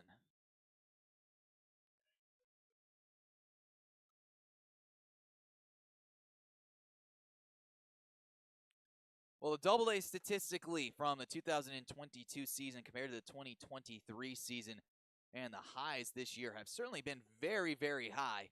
First pitch from Miller is a fastball that runs inside for ball 1. Well, in 2022, the Doubledays batted .233. Currently, right now, Auburn as a team is batting .242. The right-hander deals the 1-0 pitch. Ground ball and right through the body of James Mason down the left field line. That's going to be a tough error to give on the Doubledays third baseman. That's 2 errors back-to-back.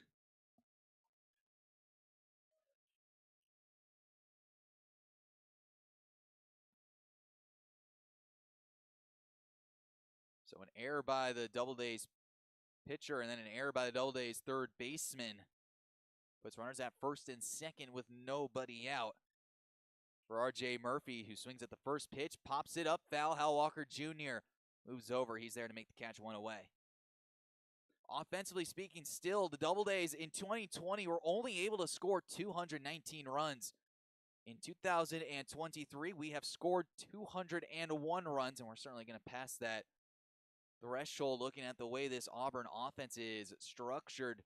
Only a couple of games left to get past that number, but it looks like it might be a possibility, especially after scoring 18 runs yesterday in Game 2. That certainly helps. Here's the first pitch on the way. Fastball runs inside and tight to Ryan Johnson. The 2022 Doubledays only hit 53 doubles. We crossed that mountain a couple of games ago. We're now at 58. 1-0 pitch taken down low for ball 2, 2-0. Triples, Auburn is only 3 off right now. Have 10 so far this year. They had 13 last year. Home runs, Auburn this year. Squashed that one like a bug. 2-0 pitch is sent on the ground. Fair. Walker taps the first base bag. Runners move up to second and third. 2 away now. I'll bring up Alan Lefroy.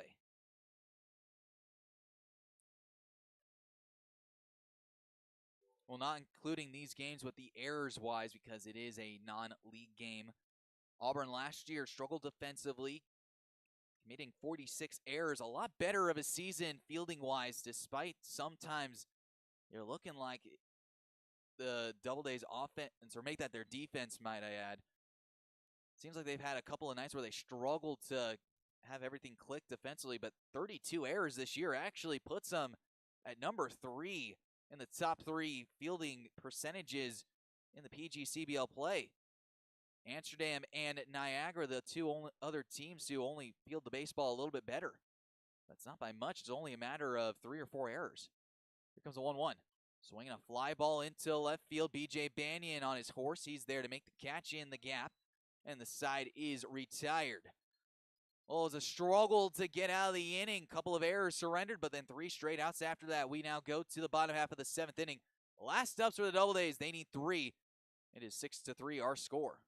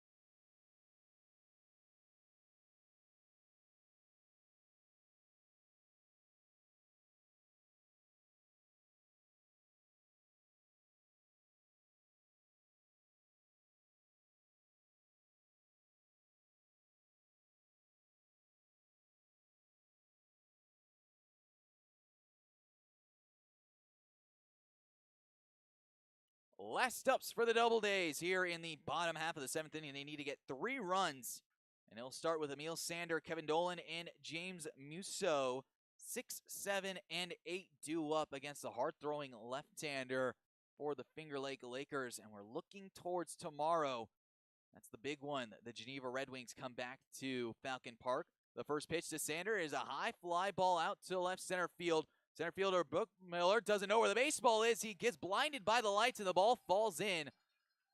A light ball blinds the outfield for the Finger Lake Lakers. Emil Sander ends up on second base, and that brings up Kevin Dolan with a chance to get the Doubledays back into the swing of things. Well, that's the first time we've seen an outfielder have issues with the lights here. Bookmiller had a really good track on the baseball. The left fielder, Ramos, entered onto the ballgame a little bit later, or a little bit earlier on. Was shading down the left field line. The first pitch to Kevin Dolan's a breaking ball off the inside corner for ball 1. The center fielder, Bookmiller, had so much ground to cover. Ended up getting blinded by the lights for a second base. Had to let the ball fall in. The 1-0. Breaking ball swung on and missed. Dolan out in front of it. Comes up empty, 1-1. Like we mentioned, though, this game has no statistical meeting. All eyes forward for the rest of the year. Here's the 1-1. Breaking ball swung on and fouled off the catcher Murphy's chest protector. Count goes to a ball and 2 strikes. Mentioned got the game tomorrow and then off to Elmira for Saturday. Doubleheader in Jamestown. Man, back-to-back weekends of long bus trips. Last week was the same deal. Friday we had the game at home. Friday we had to go up to Jamestown and back. Saturday off to Batavia. And then it was the doubleheader at home on Sunday. Just really brutal travel over the last couple of games. 1-2 pitch is chopped foul. Dolan still battling at a ball and 2 strikes, keeping his at-bat alive. Tough schedule here, especially coming into the weekend of the final stretch. More travel. About an hour and a half or so bus trip to Elmira, but then it's the darn near 3-hour trip to Jamestown. Here's the 1-2. Fastball runs a bit inside and low for ball 2. The count evens up at 2-2.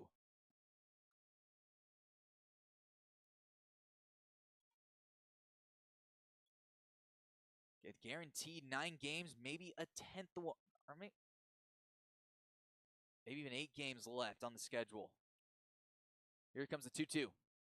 Breaking ball upstairs for ball 3, 3-2. So we talked about that Batavia game needing to be made up. It's still a possibility. So that would be a guaranteed 8 games, and that 9th game is the question mark. Division still in reach somehow. Here's the pitch. Fastball runs inside off the catcher's glove of Murphy. Still doesn't know where the baseball is. Dolan taking a wide turn around the first base bag. He'll hold up there. Now with the runners at the corners here with nobody out, that brings up James Musso.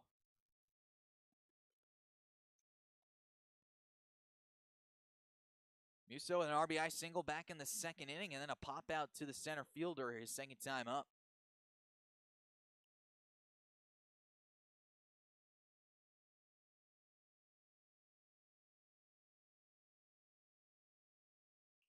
Dolan short lead off the bag at first. The first pitch. Fastball runs on the outside corner at 88 for a called strike, 0-1. Fans here in the ballpark trying to get themselves back into this one. Here's the 0-1. Swing and a miss. Musso behind on a fastball and now behind in the count at 0-2.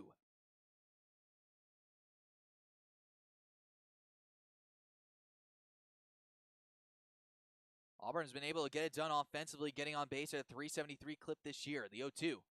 Fastball right over the heart of the plate, but taken upstairs for ball 1. One of the better clip lines in the league, offensively speaking. The Doubledays, a 373, a 349 slugging, and a 722 OPS. The 1-2. Swing and a miss. Musso fouls off a pitch and right into the glove of the catcher, Murphy. He's first strikeout victim of the day. One away, that'll bring up Huxley Holcomb.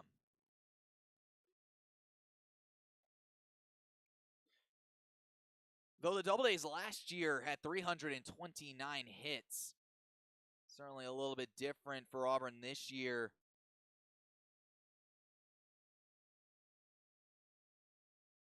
Currently with 258. The first pitch to Holcomb is a fastball off the outside corner taken for ball 1. Huxley represents the tying run. Ball game's not done quite yet, especially if Huxley finds his way aboard and then is able to bring in Sander. The 1-0. Swing and a miss, a wipeout slider in the dirt. A good stop by RJ Murphy, keeping everyone at their bases.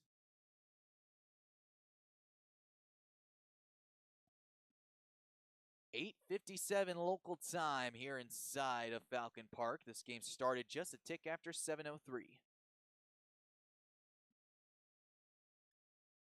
It was a really early and quick ball game up to about the 3rd or 4th inning. Here comes a 1-1. Swinging a fly ball down the left field line, out of play towards the Doubledays parking lot. That's headed for someone's car down the line.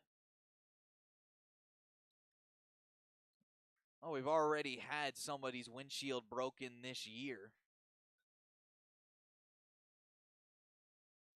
Michael Woolley thought it was his car down the line. He came out of the clubhouse that night and had a big sigh of relief it wasn't the Jeep.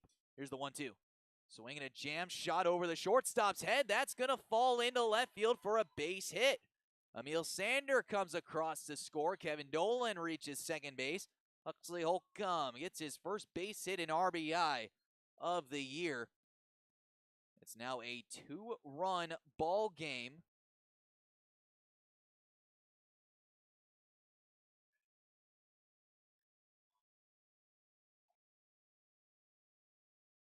Six to 4 our score. Now the tying run has reached first base. I'll bring up Max Mahar. He's over 2 with a couple of groundouts, one of those being an inning-ending double play. The first pitch. Swing and a miss, goes chasing after a fastball at the eyes for a swing and strike 1.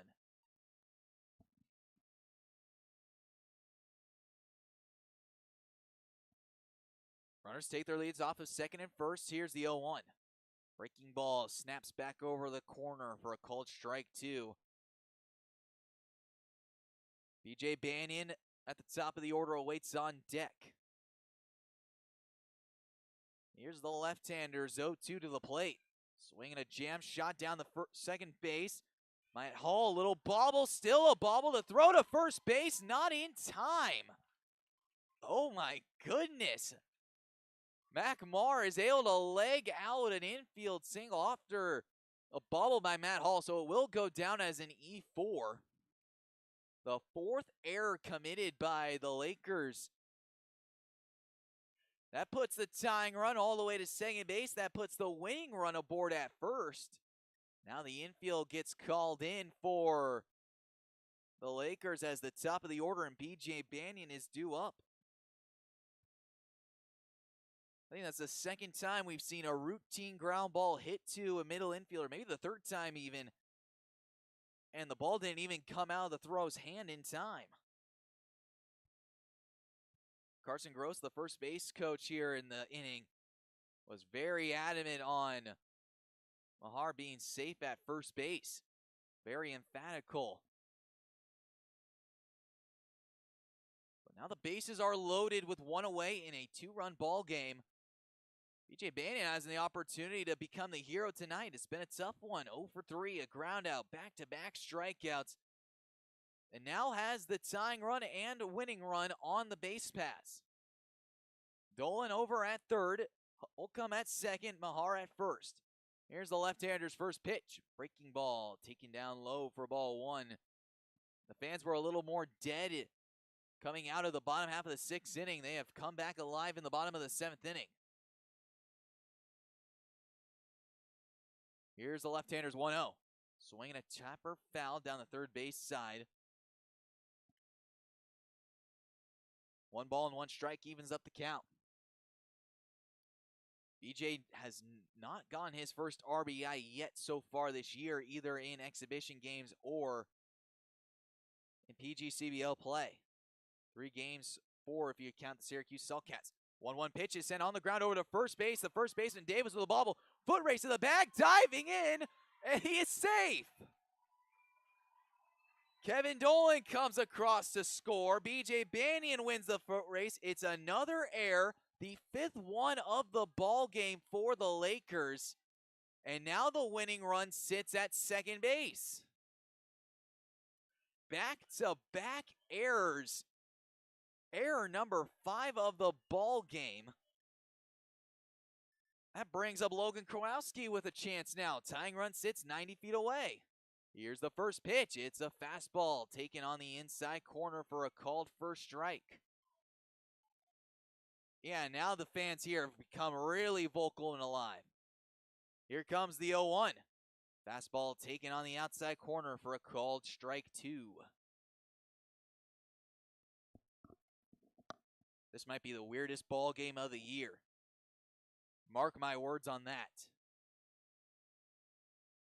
Here comes the 0-2. Swing and a miss. Korowski fouls off a breaking ball, his third time King tonight. And it comes down to the catcher turned extra hitter, James Bolton. The tying run sits 90 feet away. The winning run sits at second base. The outfield for the Lakers comes in. Here's the first pitch. Fastball sows right to the backstop. Here comes Holcomb. This game is tied. Everyone moves up 90 feet. It's 6-6 here in the bottom half of the seventh inning, and now the winning run sits at 90 feet away at third. Wow. Shocked. Doubledays were down by 3 runs going into the seventh inning. Back-to-back errors certainly do not help. Now the winning run sits at third. Here's the 1-0 to Bolton. Fastball runs upstairs for ball 2. Unbelievable. Tie game, bottom 7. Healthy hitters count to the Cortland University catcher. Here comes the 2-0. Breaking ball taken inside for ball 3. James Mason will be the batter due up next. I don't know what to say. In the most bizarre finish to a game this year. Here comes the 3-0. Fastball grooved right over the heart of the plate for a called strike, 3-1. Who would have guessed that this would have been the outcome back at first pitch? Little over 2 hours of play. Here comes the 3-1. Swinging a ground ball over to second base. Up with the ball is Hall. The throw to first base is in time, and the side is retired. So what are we going to do? Are we going to play the 1 inning of extra inning baseball, or are we going to call it a tie? What is the decision to be made here? Are we going to go with the California tiebreaker, or are we going to go with ending this one as it is? What is the call? Both umpires are still waiting as Logan Matson, intern manager, heading out towards home plate umpire as well as the visiting manager. I don't know if Auburn wants to use any more arms unless they have to. Pretty sure it's sentiment for both sides. Sure, the fans here want to see this game continue, and the fans are certainly making their voices heard. They say they want an extra inning of baseball. I don't know if we want an extra inning of baseball, especially with the thin staff to bullpen.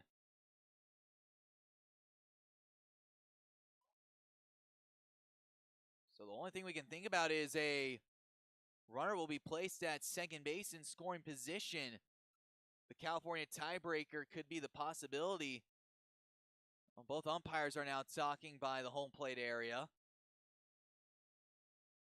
The Doubledays have still yet to take the field on defense. Now they have.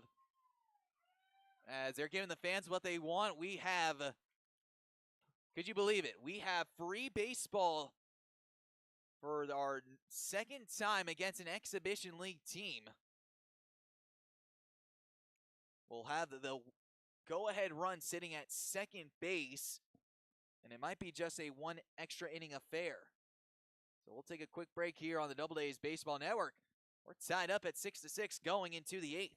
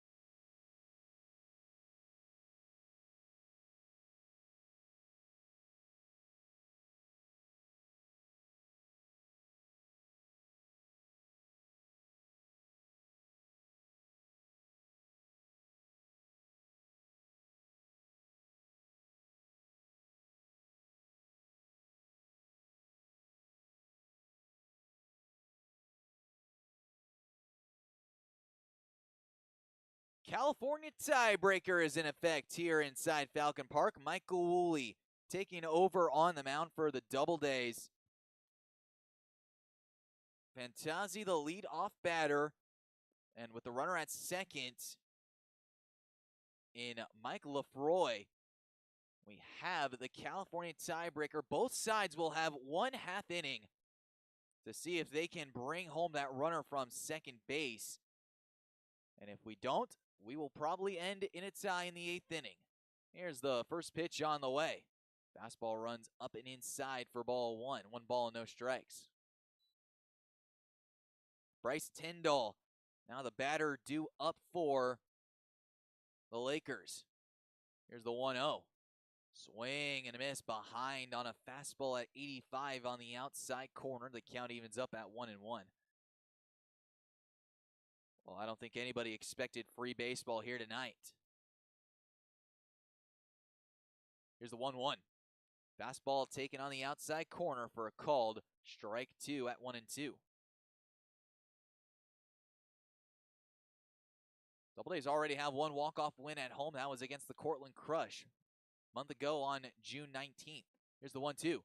Fastball runs inside for ball 2. The hardest fastball thrown by Woolley since entering on at 87.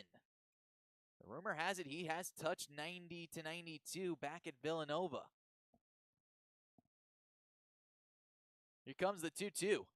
Fastball upstairs again at 87, runs a bit high. Full count now at 3-2.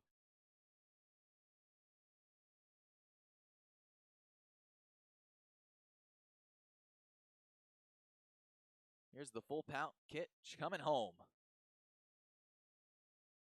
Breaking ball roasted. What a stop by Mason on the backhand. Long throw across the diamond, and it's in time.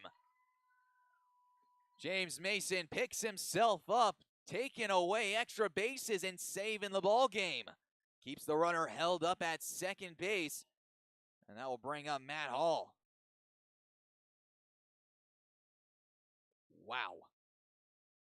That is all you can say about that. A roasted line drive down the third base line. Mason full extension, skipping a dive, and gets to his feet and fires a dart across for the first out of the inning. That brings up Matt Hall. Here's the first pitch with the runner taking off for third. Swung on a foul ball down the first base side. Third base coach has the hands on his shell cap. He's just shocked that the batter would swing after getting such a good jump. It's been one of those days for baseball. 1 ball, 1 strike, 1 away here in the top half of the 8th inning. Couple looks at second from Woolley, the 0-1. Swinging another foul ball back to the screen. It's now 0-2.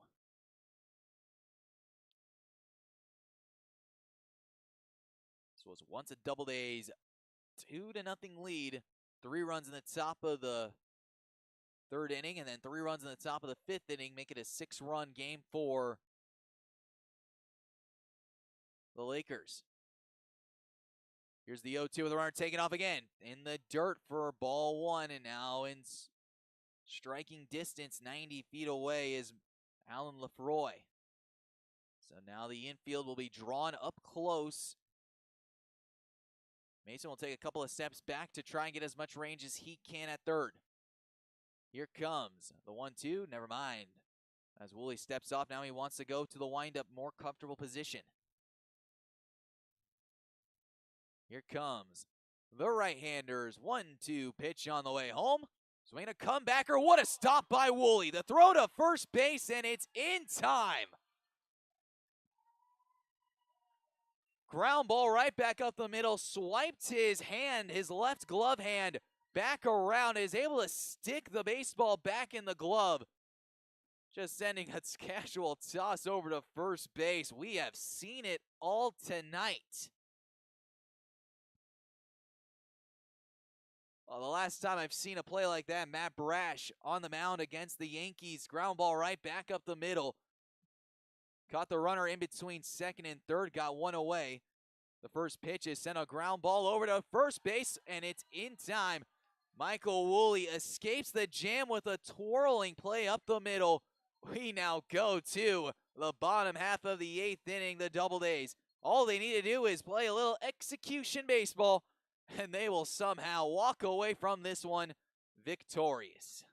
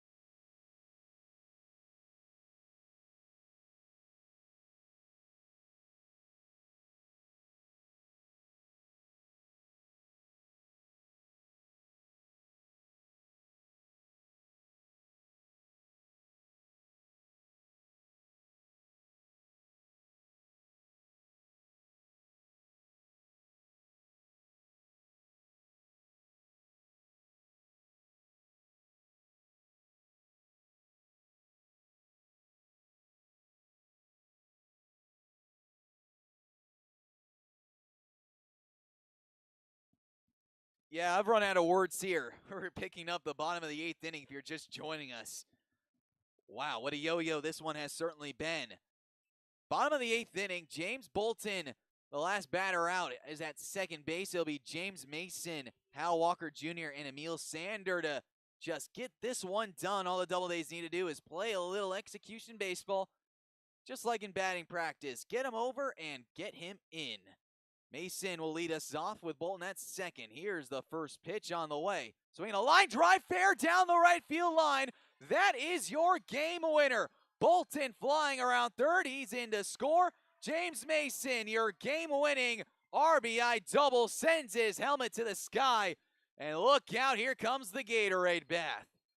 What a ball game to finish this off. It was looking improbable. Down 3 runs in the bottom of the 6th inning, making the bottom of the 7th.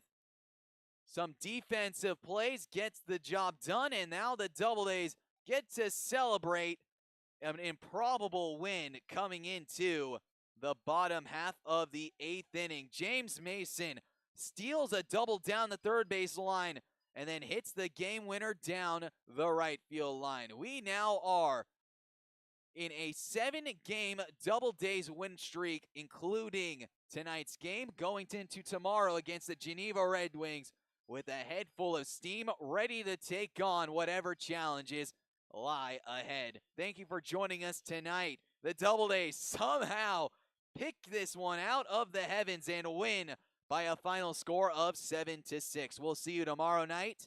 7:05 first pitch. Will be on the air roughly around 6:45. We'll see all of you tomorrow. I'm Trevor Curl. Thank you for joining us here from the Doubledays Baseball Network.